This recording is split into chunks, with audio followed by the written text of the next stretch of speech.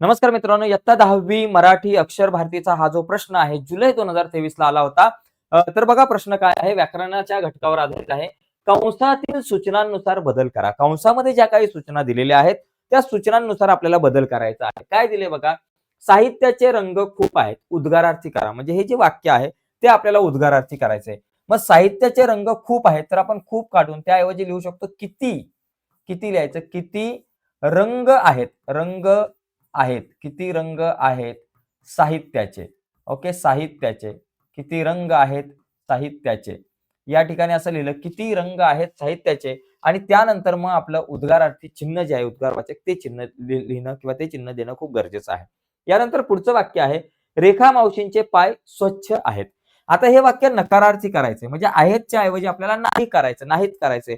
परंतु इथं वाक्याचा अर्थ बदलला नाही पाहिजे. मग त्यासाठी आपल्याला स्वच्छच्या विरुद्धार्थी शब्द अस्वच्छ लिहावा लागेल.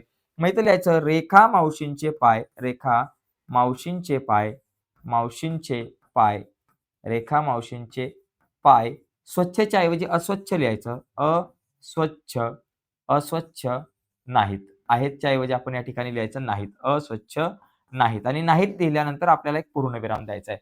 तर अशा प्रकारे मित्रांनो उद्गारार्थी, नकारार्थी वाक्य केलं. याचबरोबर तुम्हाला विधानार्थी वाक्य तयार करा, प्रश्नार्थी वाक्य तयार करा. अशा प्रकारचा सुद्धा प्रश्न येऊ शकतो. तर आजच्या या चर्चेत इथेच थांबूयात.